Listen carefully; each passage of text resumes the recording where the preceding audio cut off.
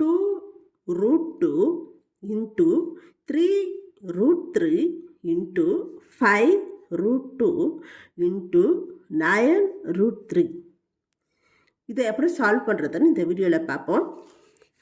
முதல்ல 2 root 2 இருக்கா இல்லையா, root 2, 5 root 2, root 2 இந்த ரெண்டுமே பக்கத்தில் வர மாதிரி அரேஞ்ச் பண்ணிக்கணும். அதே மாதிரி root 3 இது ரெண்டும் பக்கத்தில் வர மாதிரி அரேஞ்ச் பண்ணிக்கணும். 2 root 2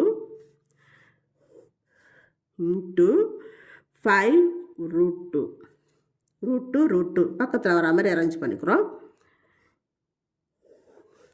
3 root 3 into 9 root 3. இப்போ இந்த ஹோல் நம்பரையும் மல்டிப்ளிகேஷன் பண்ணுங்க. 2 into 5 10. அதுக்கப்புறம் root 2 into root 2 என்ன வரும்? root 2 சேமாக வருது, root 2வே சேமாக வருது, root 2 போட்டுக்கோங்க. எத்தனை டைம்ஸ் வருது? 2 டைம்ஸ் வருது இல்லையா, அது மேலே வந்துடும். இப்போ root 2 ஸ்கொயர்னு வந்துடும்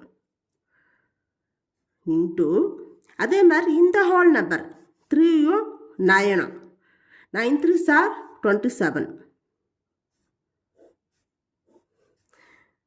root 3 into root 3 root 3 சேமாக வருதா, root 3 போட்டாச்சு. 2 டைம்ஸ் வருது, அது ஸ்கொயராக வந்துடும் மேலே.